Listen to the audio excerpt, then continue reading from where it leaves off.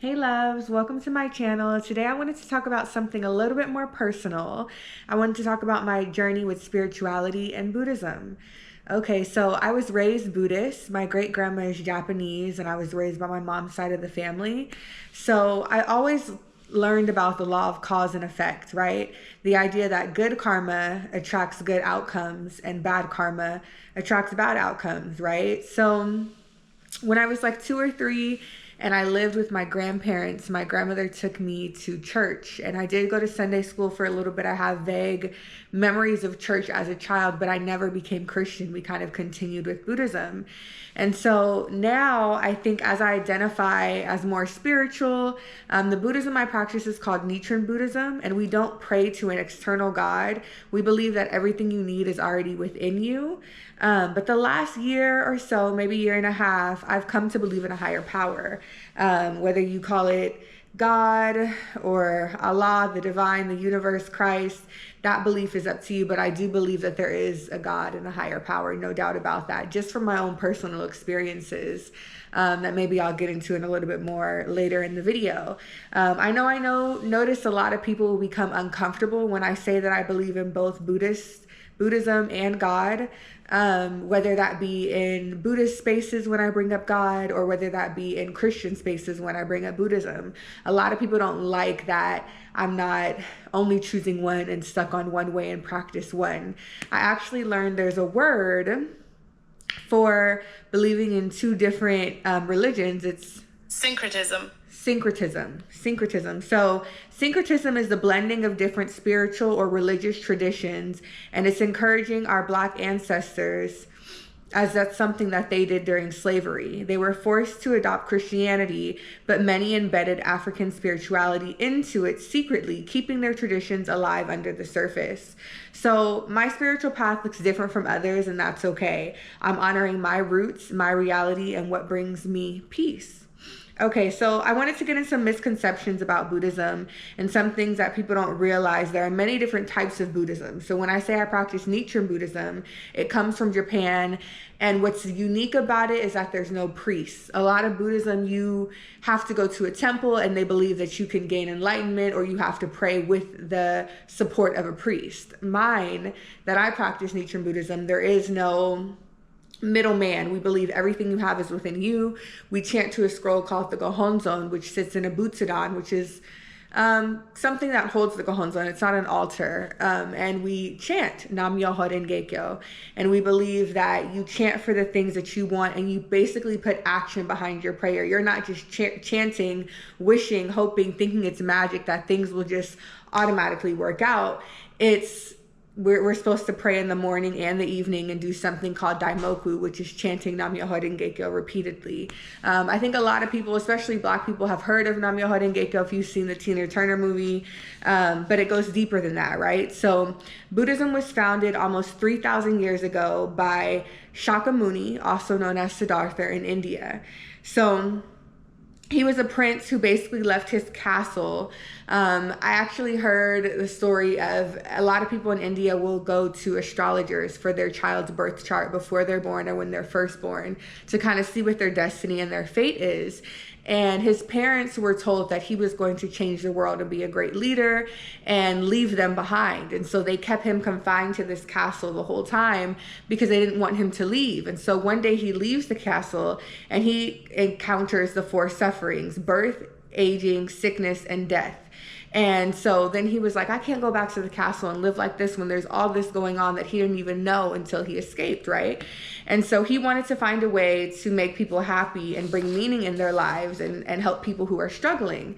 So it's said that he fell asleep and meditated under a Bodhi tree and woke up, I believe, at the age of 29. And he had all these answers for how to attain enlightenment and help people who are suffering.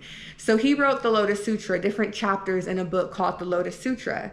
In the Buddhism that I practice, we recite chapter 2 and 16 of the Lotus Sutra.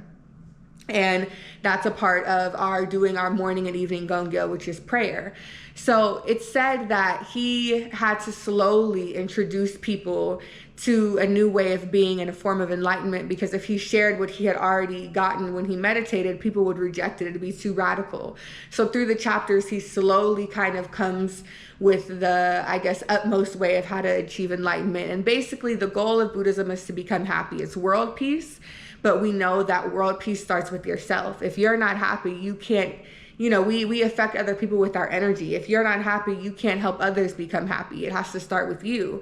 And so we look at the Gohonzon, which is what we chant to, as a scroll for like a mirror almost, to see your truest form of self and to be able to polish and work on your truest form of self, because it's ignorant to think that we're all good. Everybody has flaws. Everybody has room for improvement and things that they can grow on and change. So it's supposed to act as a mirror to clearly see yourself, to be able to work on and polish and change those things. So faith begins as an expectation or hope that someone or something will happen when we start to practice. It's the open-mindedness to the vast potential within us, to the power of the Buddhist practice to help us fulfill this potential. At the start of our journey, if we are willing to try the practice and anticipate some result will develop by our faith brick by brick through actual proof. So another thing that's big in Buddhism is wanting to show actual proof, right? When I first started practicing, even though I was born into the practice, they always say, write some things down that you want to chant for. Write some things down that you want to come into fruition, and chant, do it morning and evening, and see if it happens. And that's, I guess, equivalent in Christianity to someone having a testimony, right? Showing proof of like, okay, I did this and this happened, right? So all of it is to improve your life and make your life better, right? So I think that's the main gist of it. I can explain what Nam-Myoho-Renge-Kyo means. Nam-Myoho-Renge-Kyo means devotion to the mystic law of the Lotus Sutra. And it's how we awaken our highest potential and transform our lives from within. Nam means devotion. By dedicating ourselves to the practice, we unlock our Buddha nature. Myoho means mystic law. Myo means mysterious or wonderful, and Ho means law. It refers to the incredible reality that ordinary people, no matter how lost or broken, can awaken to their greatness. Renge means lotus flower. It symbolizes cause and effects. We plant seeds through our actions, words, and thoughts, and those seeds eventually bloom. Kyo means sound or teaching. It's how it's how the Buddhahood shared wisdom through words, chants, and the power of sound. So our voices are very powerful. Sound, every time you talk or hear sound, there's a frequency to it, right? So that's kind of where the Kyo comes in. So we chant Nam-Myoho-Renge-Kyo morning and evening and recite the parts of the Lotus Sutra that are practiced 2 and 16 in Gongyo. We chant to the Gohonzon, which is a scroll that represents our inner life. It's like a spiritual mirror reminding us of our limitless potential. So there's 3 pillars in Buddhism, and it's faith, practice, and study. Faith is believing in the power of the practice itself and the power that's within us, within each and every one of us. Practice is chanting daily and sharing the practice with others. Study is reading and learning to deepen understanding and conviction. Nichiren Buddhism emphasizes obtaining actual proof in the power of the teaching. So that's a little bit of breaking that down and where my Buddhist roots come from. I know a lot of people are like, Black Buddhist, what? That's crazy. But you'll find, like, I live in Oakland and there's an SGI Buddhist center in Oakland. I think we practice in 152 countries and territories. There's Buddhism. Even when I went to Ghana, there was an SGI Ghana. So I got to go and chant with members in Ghana, which was amazing. That was life-changing. I really admire how Ghana, they have more songs and they include dance and rhythm into their meetings, and I think that's just the African culture, you know, keeping its culture alive there, because we don't have that as much in the US with SGI. But yeah, so practicing Buddhism has helped me transform pain into power. Really, it's helped me overcome a lot. It's taught me how to keep going when things feel impossible, and opening my heart to the idea of God has helped me feel more connected, not boxed in, but more free, right? Just with simple things of spirituality like angel numbers and seeing synchronicities. If you've been keeping up with me or some of my poems, you know I talk about synchronicities in some of my poems.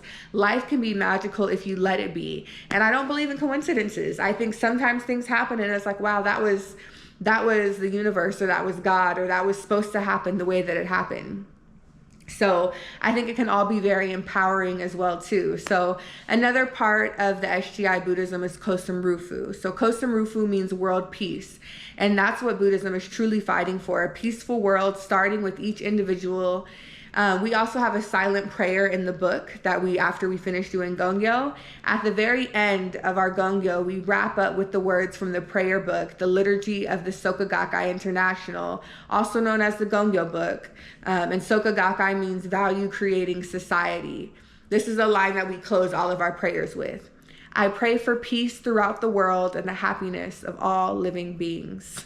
You can't tell me that's not powerful. That's what we read. That's the last line we say when we finish Gongyo. I'm going to say it again. I pray for peace throughout the world and the happiness of all living beings. So I hope that by sharing this, someone out there feels seen or inspired to explore their own spiritual path, whatever that may be. Thank you for listening. And if you want to learn more, please drop in the comments if you have any questions. I can leave links to if you want to know more about Nichiren Buddhism and anything of that sort. But peace, love, and light to you. Thank you for watching this video. If you have any questions, drop it in the comments. Please subscribe, share the video. I'm trying to get my engagement up. I appreciate all of you guys who have tuned in to many different types of videos that I have on here, whether it be poetry or travel or vlogs or workout videos. So thank you for your support. Let me know what else you want to see in the comments as well too, other content that you'd like to see. But thank you so much for watching and supporting. I appreciate it and I love you guys. Please like the video, comment, share, and subscribe.